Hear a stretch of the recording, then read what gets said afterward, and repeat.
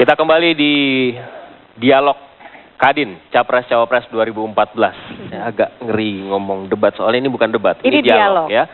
Jadi lebih lebih mencerahkan mestinya begitu. Kira-kira seperti itu yang dikatakan oleh Pak Anin tadi. Ya. Kita sudah dengarkan Ketua Penyelenggara menyampaikan sambutannya, begitu juga dengan Ketua Umum Kadin menyampaikan paparan dan insight-nya. Kita akan berikan kesempatan barangkali, Afi. Tentu kita akan berikan kesempatan untuk Capres-Cawapres yang sudah hadir, Pak Prabowo maksud saya, dan juga Pak Hatta Rajasa untuk memberikan kata sambutan. Kami persilahkan.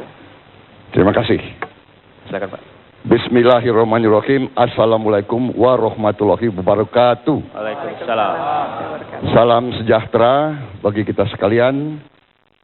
Shalom, Om Swastiastu, Nama Budaya. Selamat malam saudara-saudara sekalian yang saya hormati dan saya banggakan, Ketua Umum Kadin Bapak Suryo Sulisto, dengan para pendiri Kadin, para senior yang hadir, para tokoh-tokoh nasional, tokoh-tokoh industri perdagangan Republik Indonesia yang hadir di sini. Kehormatan besar bagi kami diundang. Kami diundang untuk hadir dalam sebuah dialog tentang ekonomi Indonesia. Dan memang saudara-saudara sekalian, kalau kita lihat dalam kita mendirikan sebuah republik, dalam kita bernegara, memang tujuan kita adalah mencapai kemakmuran bersama. Kita menginginkan untuk membangun negara yang sejahtera, di mana rakyat kita harus cukup pangan, cukup papan, dan cukup sandang. Cita-cita bangsa kita dari sejak ribuan tahun bisa kita simpulkan dalam suatu harapan, filosofi nenek moyang kita. Kebetulan saya pakai bahasa Sanskerta, gemah ripah loh jinawi, tata tentram karta raharjo. Jadi itulah cita-cita kita. Kita ingin rakyat kita hidup berkecukupan. Kita mengerti dan mengetahui bahwa kita sudah mencapai banyak. Kita tahu kebesaran ekonomi kita. Kita tahu kekayaan ekonomi kita. Tetapi saudara-saudara sekalian, dalam perjalanan saya ke daerah-daerah selama beberapa tahun ini, saya menemukan bahwa ternyata tidak hanya ada satu Indonesia, ternyata ada tiga Indonesia. Indonesia yang di abad ke-21, saudara-saudara sekalian, ada Indonesia yang masih hidup di abad ke-19 atau awal ke-20. Dan ada Indonesia yang masih hidup di zaman bisa dikatakan pra-industri.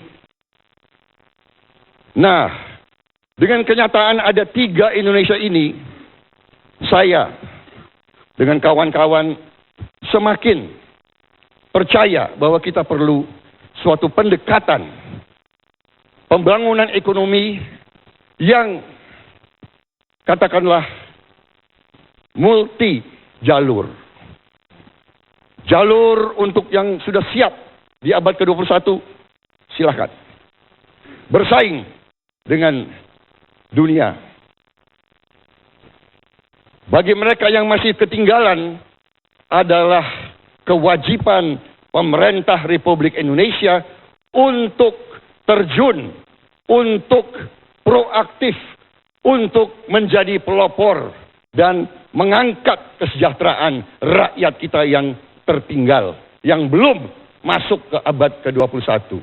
Yang ini, itulah concern kami, bagaimana kita percepat pembangunan, kita percepat pertumbuhan, dan kita percepat pemerataan.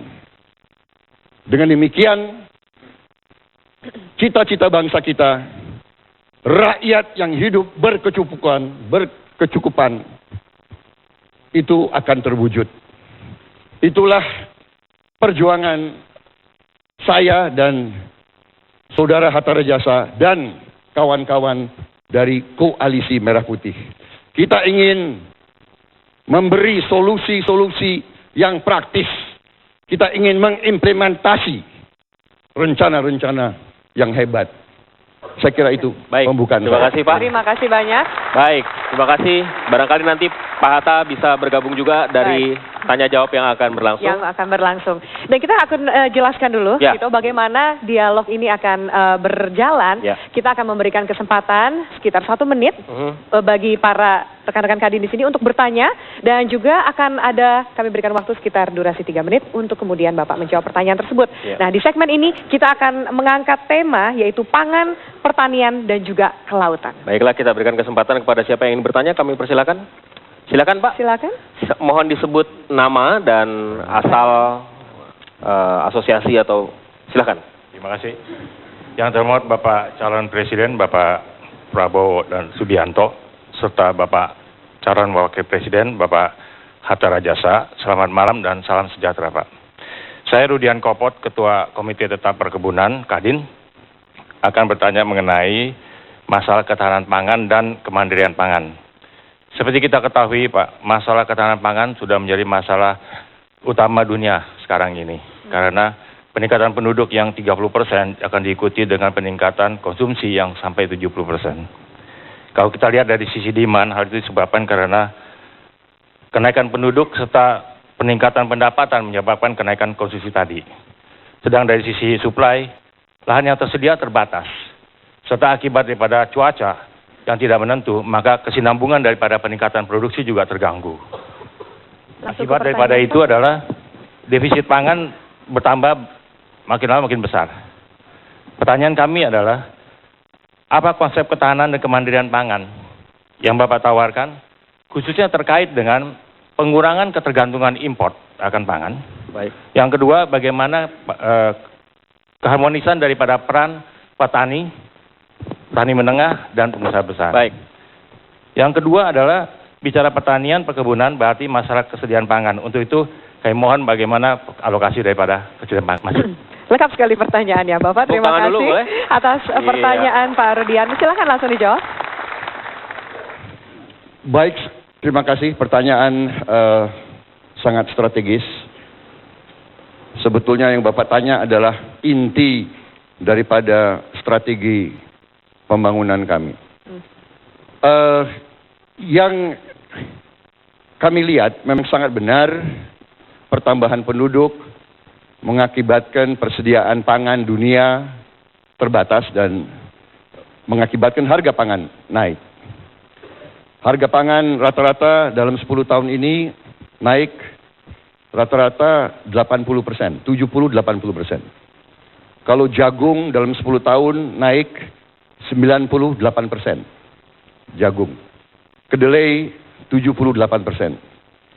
Jadi memang benar. Nah, bagaimana? Kami membaca bahwa kita punya suatu yang bisa dikatakan window of opportunity. Kita ada waktu karena kita masih ada lahan. Ya, masih ada lahan. Kebetulan lahan yang kita miliki adalah hutan-hutan yang sudah rusak. Degraded and destroyed forests. Kita ada 77 juta hutan yang sudah rusak. Dan kerusakan ini berlanjut terus. Lanjutnya adalah tiap 10 menit rusak hutan seluas 6 lapangan bola. Jadi kita duduk di sini sudah lebih dari 10 menit, hutan seluas 6 lapangan bola rusak. Dan seterusnya, dan seterusnya, dan seterusnya. Jadi strategi kami adalah yang sudah rusak ini, 77 juta hektar ini, sebagian sesuai kemampuan kita, kita robah menjadi lahan produktif. Saudara-saudara sekalian. Dengan demikian, kita mengejar, hitungan kami kita punya 20 tahun. our window of opportunity kita masih punya. We have 20 years, hitungan kami. Dalam 20 tahun ini, kita harus segera membuat Indonesia swasembada pangan, swasembada energi, kemudian perbaiki kesejahteraan rata-rata rakyat Indonesia, perbaiki kesehatan, pendidikan, dan membuat berhasil program keluarga berencana. Karena yang kita kejar sekarang adalah bom, yaitu ledakan penduduk, the population explosion. Ledakan penduduk, kita tambah tiap tahun tambah 5 juta mulut baru yang harus kita beri makan. Baik, Bapak, terima kasih. Kita akan lanjutkan dengan pertanyaan lainnya, masih tentang sektor yang tadi, pangan, kelautan, pertanian dan kelautan. Silakan Ibu, silakan sebutkan nama dan asal. Assalamualaikum warahmatullahi wabarakatuh. Waalaikumsalam. Pak Prabowo dan Pak Hatta yang saya hormati, saya Nada Soraya Jayakusuma dari Provinsi Kepulauan Riau. Pertanyaan saya adalah mengenai kebijakan kelautan nasional, Pak. Sebagaimana yang kita ketahui, Indonesia sebagai sebuah negara maritim terbesar di dunia. Namun sampai saat sekarang, tidak ada satupun kebijakan yang membuat kita bisa mandiri dalam negara kita sendiri. Karena kebijakan tersebut tidak mengarah kepada kelautan, terutama illegal fishing dan segala sesuatunya. Kadin Indonesia, Pak, saat sekarang telah membuat Provinsi Kepulauan Riau untuk menjadi pilot project dalam rangka menjadikan Provinsi Kepulauan Riau adalah Marine Culture Province. Yang saya ingin tekankan selain industri kebijakan kelautan nasional, apa pendapat Bapak tentang pendirian Pengawal Laut dan Pantai Republik Indonesia atau Indonesia Sea and Coast Guard? Karena itu penting, Pak. High cost ekonomi adanya di laut. Jadi kami mohon jika nanti Bapak-Bapak terpilih bisa melanjutkan program tersebut. Terima kasih. Assalamualaikum warahmatullahi wabarakatuh. Silakan ditanggapi dan dijawab. Baik, terima kasih Ibu Jaya Kusuma.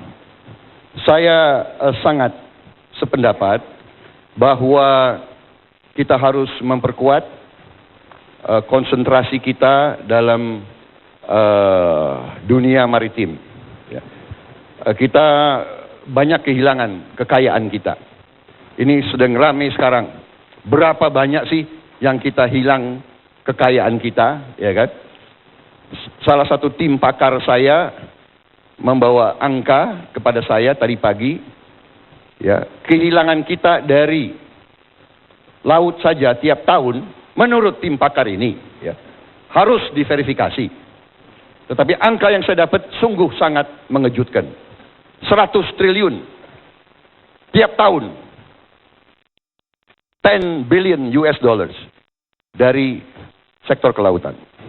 Jadi saya sangat sependapat kita harus memperkuat pemerintah. Tadi saya katakan di saat atau pada saat dunia swasta belum siap, ragu-ragu atau belum punya kemampuan, pemerintah harus proaktif, ya, dengan berbagai cara, memberi fasilitas, memberi insentif, memberi tax holiday, memberi banyak sekali insentif yang bisa kita berikan supaya ada industri processing hasil laut, kemudian kapal-kapal kita harus kita perbanyak, kapal processing, mothership, dan saya sangat sependapat Coast Guard kita harus kita perkuat. Angkatan laut kita harus kita perkuat untuk menjaga kekayaan laut Republik Indonesia. Baik.